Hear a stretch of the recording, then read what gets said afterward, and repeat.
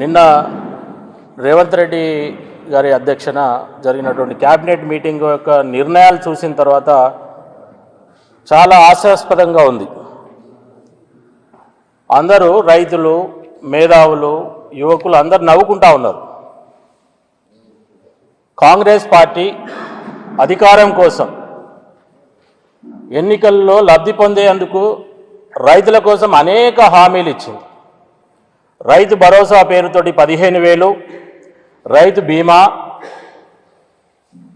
సన్నవడ్లకు, దొడ్డువడ్లకు bonus, అలాగే రుణమాఫీ, ఎన్నో హామీలు ఇచ్చి ఇలా ఓట్లను దండుకొని అధికారంలోకి వచ్చిన తర్వాత మరి రేవంత్ రెడ్డి గారు, కాంగ్రెస్ పార్టీ ప్రభుత్వం ఈ తెలంగాణ ప్రాంత రైతాంగానికి మోసం చేసింది.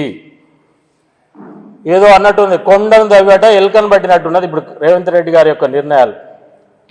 ఎన్నికల ముందు బ్రహ్మాండంగా చెప్పిండు, ఇప్పుడు తీసుకుంటే 10,000, రేపు డిసెంబర్ 9 ద్వారా తీసుకుంటే 15,000, ఇప్పుడే వెళ్ళి బ్యాంకులో రుణమాఫీ కట్టండి, మీరు ఇప్పుడు తీసుకుంటే 1,00,000, రేపు తీసుకుంటే 2,00,000 రుణమాఫీ చేస్తామని ఇట్లా అనేక హామీలు ఇచ్చి మరి కాంగ్రెస్ పార్టీ ప్రభుత్వం, రేవంత్ రెడ్డి గారు మరోసారి తెలంగాణ ప్రాంత ప్రజలను మోసం చేయడం జరిగింది. ఇవాళ రేవంత్ రెడ్డి గారు వరంగల్ జిల్లాలోనే రైతు డిక్లరేషన్ పేరుతోటి మరి ఇక్కడ పెద్ద బహిరంగ సభ పెట్టి ఇవన్నీ డిక్లేర్ చేసిండు. నిజంగా ఎన్నికల ముందు ఇన్ని హామీలు ఇచ్చి ఆ హామీలను నెరవేర్చకుండా మోసం చేసినటువంటి కాంగ్రెస్ పార్టీ ప్రభుత్వాన్ని, అలాగే క్యాబినెట్ పైన, అలాగే రేవంత్ రెడ్డి పైన చీటింగ్ కేసు నమోదు చేయాల్సినటువంటి బాధ్యత మేము బీఆర్ఎస్ పార్టీగా తీసుకుంటాం. ఇంతకుముందే పెద్దలు సుదర్శన్ రెడ్డి గారు చెప్పారు, మేము డెఫినెట్గా పోలీస్ స్టేషన్లో కంప్లైంట్ చేస్తాం. మరి వారి మీద 100% చీటింగ్ కేసు రిజిస్టర్ చేయడానికి అనేక ఆధారాలు కూడా ఉన్నాయి. ఇవాళ మరి కేసీఆర్ నాయకత్వంలో తెలంగాణ తెచ్చుకున్న తర్వాత వ్యవసాయం బాగుండాలంటే ఏ నిర్ణయాలు తీసుకోవాలి? రైతుకు పెట్టుబడి సాయం కావాలి. ఎన్నికల్లో హామీలు ఇయ్యలే కేసీఆర్ గారు పెట్టుబడి సాయం, కానీ రైతాంగాన్ని దృష్టిలో పెట్టుకొని హామీ ఇవ్వకున్నా కూడా ఎకరాకి 10,000 పెట్టుబడి సహాయం చేసినటువంటి మహనీయుడు కేసీఆర్ గారు. అలాగే మరి వ్యవసాయం బాగుండాలంటే పెట్టుబడితో పాటు సాగునీరు కావాలి. ఇవాళ కాళేశ్వరం ప్రాజెక్టు ద్వారా దాదాపు 1 కోటి ఎకరాల మాగానికి నీళ్ళు అందించినటువంటి ఘనత గౌరవ మాజీ ముఖ్యమంత్రి కేసీఆర్ గారిది. ఇలా కాళేశ్వరం ప్రాజెక్టుపై బురద జల్లి తెలంగాణ రైతాంగానికి పంటలు ఎండబెట్టేటువంటి పరిస్థితికి మరి రేవంత్ రెడ్డి గారు తీసుకువస్తూ ఉన్నారు. రైతుల కేసీఆర్ మీద కోపంతో రైతాంగానికి మరి నీళ్లు ఇవ్వకుండా మోసం చేయవద్దని ఈ సందర్భంగా వారిని డిమాండ్ చేస్తూ ఉన్నాను.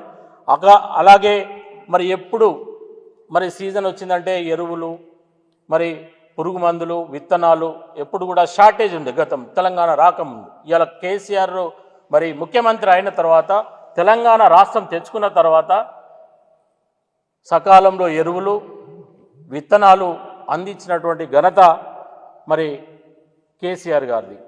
అలాగే అతి ముఖ్యమైనటువంటి గతంలో తెలంగాణ రాకముందు తెలంగాణ ప్రాంతంలో రైతులకు ఎలాంటి కరెంటు ఇచ్చేదో మరి ఇక్కడ రైతాంగానికి తెలుసు, ఇక్కడ ఉన్నటువంటి మేధావులకు తెలుసు. అప్పుడు కరెంటు ఉంటే ఆశ్చర్యం, ఈరోజు కరెంటు పోతే ఆశ్చర్యం. ఎందుకు అంటే కేసీఆర్ ఎన్నికల హామీలో రైతాంగానికి 24 గంటల కరెంట్ ఇస్తామని 6 నెలల లోపే మరి ఈరోజు రైతాంగానికి 24 అవర్స్ కరెంట్ ఇచ్చినటువంటి మహనీయుడు మరి కేసీఆర్ అనే విషయాన్ని ఈ సందర్భంగా తెలియజేస్తా ఉన్నా. ఇలా తెలంగాణ ప్రాంతంలో వ్యవసాయానికి మరి సాగునీరుతో పాటు, పెట్టుబడితో పాటు, అలాగే 24 గంటల కరెంటును, నాణ్యమైన కరెంటును ఇచ్చినటువంటి ఘనత మరి కేసీఆర్ గారిది. అలాంటి సందర్భాన్ని అన్నీ కూడా తుంగలో తొక్కి ఇలా రైతాంగానికి మోసం చేస్తున్న రేవంత్ రెడ్డి గారి సర్కార్కు బుద్ధి చెప్పాల్సినటువంటి బాధ్యత తెలంగాణ రైతాంగం పైన ఉందని మీ ద్వారా రైతులను కోరుతా ఉన్నా. నిజంగా ఇలా తెలంగాణ ప్రాంత మేధావులు కావచ్చు ఆలోచించాల్సినటువంటి అవసరం ఉంది.